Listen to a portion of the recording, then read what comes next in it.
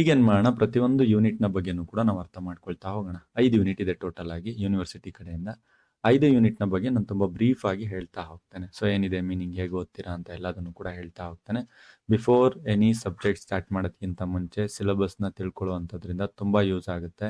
Sequence ಆಗಿ ನಿಮ್ಮ ತಲೆಯಲ್ಲಿ ಕೊಡ್ತಾ ಹೋಗುತ್ತೆ. ಓಕೆ, ಸೊ ಈಗ ಸಿಲೆಬಸ್ ಅಂತ ಬಂದಾಗ ಯೂನಿಟ್ 1 ಅಲ್ಲಿ ಏನಿದೆ, ಆಲ್ವೇಸ್ ಇಂಟ್ರೊಡಕ್ಷನ್ ಪಾರ್ಟೇ ಇರುತ್ತೆ ಯೂನಿಟ್ 1 ಅಲ್ಲಿ. ಅದನ್ನೇನು ನಾನು ಫಸ್ಟ್ ಟೈಮ್ ಹೇಳ್ತಾ ಇಲ್ಲ, ಪ್ರತಿ ಟೈಮು ಕೂಡ ಹೇಳ್ತಾ ಇರ್ತೇನೆ. ಅದ್ರ ಪ್ರಕಾರ ಯೂನಿಟ್ 1 ನಲ್ಲಿ ಈ BNSS ಅಂದ್ರೆ ಏನು ಅನ್ನೋದಕ್ಕಿಂತ ಬರೋದಕ್ಕಿಂತ ಸಾರಿ BSA ಏನು ಅಂತ ಬರೋದಕ್ಕಿಂತ ಮುಂಚೆ ನಾವು ಫಸ್ಟ್ ಇಂಟ್ರೊಡಕ್ಷನ್ ಅಲ್ಲಿ ಈ ಸಬ್ಸ್ಟ್ಯಾಂಟಿವ್ ಲಾ ಮತ್ತೆ ಪ್ರೊಸೀಜರ್ ಲಾ ಅಂತಂದ್ರೆ ಏನು, ಅದರ ಡಿಫ್ರೆನ್ಸ್ನ ಕಲಿತಾ ಹೋಗ್ತೀವಿ. ಇದನ್ನ IPC ಇಂದನೂ ಕಲಿತಾ ಇದ್ದೀರಾ. ಸಬ್ಸ್ಟ್ಯಾನ್ಸಿವ್ ಲಾ ಮತ್ತೆ ಪ್ರೊಸೀಜರ್ ಲಾ ಅಂದ್ರೆ ಏನು ಅಂತ. ಸಬ್ಸ್ಟ್ಯಾನ್ಸಿವ್ ಲಾ ಅಂತಂದ್ರೆ ಸ್ಟ್ಯಾಂಡಿಂಗ್ ಲಾಸ್ಗಳು, ನಿಂತಿರುವಂಥವು. ಪ್ರೊಸೀಜರ್ ಲಾ ಅಂದ್ರೆ ಪ್ರೊಸೀಜರ್ಗೆ ಸಂಬಂಧಪಟ್ಟಿರುವಂಥವು. ಈಗ CRPC ಅಥವಾ BNSS, ಭಾರತೀಯ ನ್ಯಾಯ ಸುರಕ್ಷಾ ಸಂಹಿತೆ ಪ್ರೊಸೀಜರ್ ಲಾ. IPC ಅಥವಾ BNS ಇದು ಬಂದ್ಬಿಟ್ಟು ಸಬ್ಸ್ಟ್ಯಾನ್ಷಿಯಲ್ ಲಾ, ಅಂದ್ರೆ ಇದು ಜಡ್ಮೆಂಟ್ ಬೇಸ್ಡ್ ಆಗಿದೆ. ಇದು ಹೇಗೆ ಪ್ರೊಸೀಜರ್ನ ನಡೆಸಬೇಕು ಅನ್ನುವಂಥದ್ದು ಬೇಸ್ ಆಗಿದೆ. ಸೊ ಅದನ್ನು ಪ್ರೊಸೀಜರ್ ಲಾ ಅಂತ ಕರಿತೀವಿ.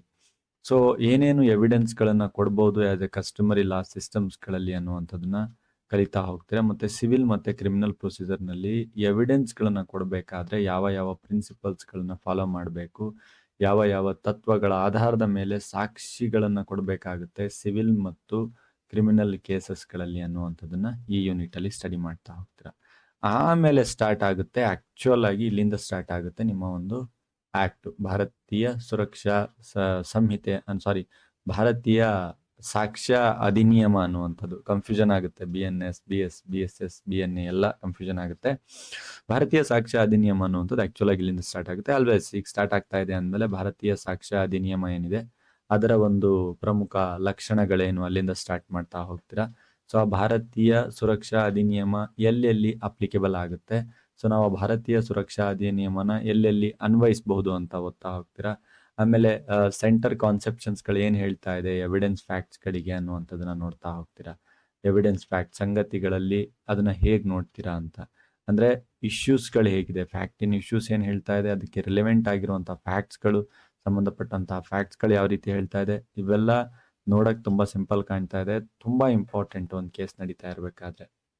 ಓಕೆ, ಆಮೇಲೆ ಎವಿಡೆನ್ಸ್ ಡಾಕ್ಯುಮೆಂಟ್ಸ್ ಅಂತಂದ್ರೆ ಏನು, ಅದನ್ನ ಪ್ರೂವ್ ಮಾಡೋದು ಹೇಗೆ, ಡಿಸ್ಪ್ರೂವ್ ಮಾಡೋದು ಹೇಗೆ, ಅಥವಾ ಪ್ರೂವ್ ಮಾಡಿಲ್ಲ ಅಂತಂದ್ರೆ ಅದನ್ನ ಹೇಗೆ ನಾವು ಪ್ರೂವ್ ಮಾಡ್ಬೋದು. ಮತ್ತೆ ಆಮೇಲೆ ಪ್ರಿಸಂಪ್ಷನ್ ಅನ್ನುವಂಥ ಒಂದು ಕಾನ್ಸೆಪ್ಟ್ ಇದೆ, ಊಹೆ ಅಂತ ನಾವು ಕರಿತೀವಲ್ವಾ. ಸೊ ಯಾವುದನ್ನ ನಾವು ಪ್ರಿಸ್ಯೂಮ್ ಮಾಡ್ಕೊಳ್ಬಹುದು, ಯಾವುದನ್ನ ಪ್ರಿಸ್ಯೂಮ್ ಮಾಡ್ಕೊಳ್ಳೇಬೇಕು, ಯಾವುದನ್ನ ನಾವು ಕನ್ಕ್ಲೂಸಿವ್ ಪ್ರೂಫ್ ಆಗಿ ಕೊಡಬಹುದು, ಕನೆಕ್ಟೆಡ್ ಫ್ಯಾಕ್ಟ್ಸ್ಗಳಲ್ಲಿ, ಕನೆಕ್ಟೆಡ್ ವಿಷಯಗಳಲ್ಲಿ ನಾವು ಯಾವುದನ್ನ ಒಂದು ಸಂಕ್ಷಿಪ್ತವಾದಂಥ ಫ್ಯಾಕ್ಟ್ಸ್ಗಳಾಗಿ ಕೊಡಬಹುದು ಅನ್ನುವಂಥದ್ದು ನೋಡ್ತೀರಾ. ಬೇಸಿಕಲಿ ಈ ಯೂನಿಟ್ ಅಲ್ಲಿ ಸೆಕ್ಷನ್ 4 ಇಂದ ಸೆಕ್ಷನ್ 14 ತನಕ ಕಲಿತಾ ಹೋಗ್ತೀರಾ. ಈ ಎಲ್ಲ ವಿಷಯಗಳು, ಫ್ಯಾಕ್ಟ್ಸ್, ಎವಿಡೆನ್ಸ್, ಫ್ಯಾಕ್ಟ್ಸ್ ಇನ್ ಇಶ್ಯೂಸ್, ಇದನ್ನೆಲ್ಲದನ್ನು ಕೂಡ ಇದರಲ್ಲಿ ನೋಡ್ತಾ ಹೋಗ್ತೀರಾ. ನೆಕ್ಸ್ಟ್ ಮೋಸ್ಟ್ ಇಂಪಾರ್ಟೆಂಟ್ ಬಂದ್ಬಿಟ್ಟು ಸೆಕ್ಷನ್ 15 ಇಂದ ಸೆಕ್ಷನ್ 21 ತನಕ ಮತ್ತೆ section 25. Admission also very very important. Okay, so admission ಅನ್ನುವಂಥ ಸಪ್ರೇಟ್ ಕಾನ್ಸೆಪ್ಟ್ ಆಗುತ್ತೆ. ಅಡ್ಮಿಷನ್ ಅಂದ್ರೆ ಏನು ಅಂದ್ರೆ ತುಂಬಾ ಸಿಂಪಲ್ ಆಗಿ ಯಾವ ಒಂದು ಎವಿಡೆನ್ಸನ್ನ ನಾವು ಅಡ್ಮಿಟ್ ಮಾಡ್ಕೊಳ್ಬಹುದು, ಯಾವ ಒಂದು ಎವಿಡೆನ್ಸನ್ನ ನಾವು ಅಡ್ಮಿಟ್ ಮಾಡ್ಕೊಳಕ್ಕಾಗಲ್ಲ ಅನ್ನುವಂಥ ವಿಷಯನ ಇಲ್ಲಿ ನೋಡ್ತಾ ಹೋಗ್ತೀರಾ. ಅದನ್ನು ನಾವು ಅಡ್ಮಿಷನ್ಸ್ಗಳಂತ ಕರಿತಾ ಹೋಗ್ತೀವಿ. ಅಡ್ಮಿಷನ್ಸ್ ಅಲ್ಲಿ ಯಾವುದು ಸಂಬಂಧಪಟ್ಟಿದ್ದು, ಯಾವುದು ಸಂಬಂಧಪಟ್ಟಿದ್ದಲ್ಲ, ರಿಲೆವೆನ್ಸ್ ಯಾವುದಿದೆ, ರಿಲೆವೆನ್ಸ್ ಯಾವುದಿಲ್ಲ ಅಂತ ನೋಡ್ತಾ ಹೋಗ್ತೀರಾ. ಆಮೇಲೆ ಪ್ರಿವಿಲೇಜ್ಡ್ ಅಡ್ಮಿಷನ್ಸ್ ಅಂತ ಇದೆ, ಸವಲತ್ತುಗಳಿರುವಂಥ ಅಡ್ಮಿಷನ್ಸ್ಗಳು ಯಾವುದು, ಎವಿಡೆಂಟ್ರಿ ವ್ಯಾಲ್ಯೂ ಇರುವಂಥ ಅಡ್ಮಿಷನ್ಸ್ಗಳು ಯಾವುದು ಅನ್ನುವಂಥದ್ದನ್ನ ಸೆಕ್ಷನ್ 15 to 21 ಇಂದ ಕಲಿತಾ ಹೋಗ್ತೀರಾ. ಅರೌಂಡ್ 25 ಸೆಕ್ಷನ್ ಕೂಡ ಇದರಲ್ಲಿ ಸ್ಟಡಿ ಮಾಡ್ತಾ ಹೋಗ್ತೀರಾ. ಸ್ವಲ್ಪ ಸಬ್ಜೆಕ್ಟ್ ಕಾಂಪ್ಲಿಕೇಟೆಡ್ ಇದೆ, ನೀವು ಅನ್ಕೊಂಡ ಹಾಗೆ ಬೇರೆ ಸಬ್ಜೆಕ್ಟ್ಸ್ಗಳ ಥರ ಇಲ್ಲ. ಸಬ್ಜೆಕ್ಟ್ ಸ್ವಲ್ಪ ಯಾವ ರೀತಿ ಇದೆ ಅಂತಂದ್ರೆ ಒಳ ಅರ್ಥನ ನೀವು ಅರ್ಥ ಮಾಡ್ಕೋಬೇಕು, ಅಂದ್ರೆ ಇಂಟರ್ನಲ್ ಮೀನಿಂಗನ್ನ ನೀವು ಅರ್ಥ ಮಾಡ್ಕೊಳ್ಬೇಕು. ಆ ರೀತಿಯಾಗಿ ಸಬ್ಜೆಕ್ಟ್ ಅನ್ನ ಫ್ರೇಮ್ ಮಾಡಿದ್ದಾರೆ. ಓಕೆ, ಸೊ ನೀವು ತುಂಬಾ ಚೆನ್ನಾಗಿ ಅರ್ಥ ಮಾಡ್ಕೊಳಕ್ ಟ್ರೈ ಮಾಡಿ. ಯಾಕೆ ಹೇಳ್ತಾ ಇದ್ದೀನಿ ಅಂತಂದ್ರೆ ಅದರ ಒಳಗಡೆ ಅರ್ಥನ ಅರ್ಥ ಮಾಡಿಸುವಂತ ಒಂದು ಪ್ರಯತ್ನ ಪಡ್ತಾ ಇದ್ದಾರೆ. ಇದಿಷ್ಟು ಯೂನಿಟ್ 1 ಬಗ್ಗೆ.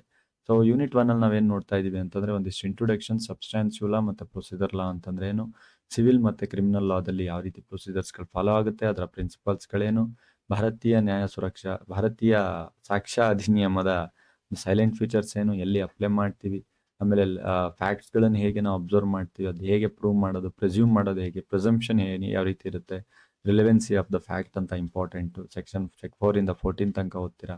ಸೆಕ್ಷನ್ 15 to 21 ಅಲ್ಲಿ ಅಡ್ಮಿಷನ್ಸ್ ಬಗ್ಗೆ ಓದ್ತೀರಾ. ಇದು ಯೂನಿಟ್ 1.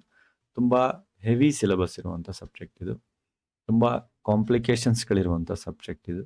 ಇದರಲ್ಲೇ ಮತ್ತೆ ನಾನು ಮೋಸ್ಟ್ ಇಂಪಾರ್ಟೆಂಟ್ ಆಗಿ ಎಕ್ಸಾಮಲ್ಲಿ ಬರುವಂಥದ್ದನ್ನು ಟಾರ್ಗೆಟ್ ಮಾಡಿ ಇಡೀ ಸಬ್ಜೆಕ್ಟನ್ನು ಅರ್ಥ ಮಾಡಿಸ್ತಾ ಫಿನಿಶ್ ಮಾಡಿದ್ದೀನಿ. ಸೊ ಈಗ ಇದು ಯೂನಿಟ್ 1ನ ಬಗ್ಗೆ.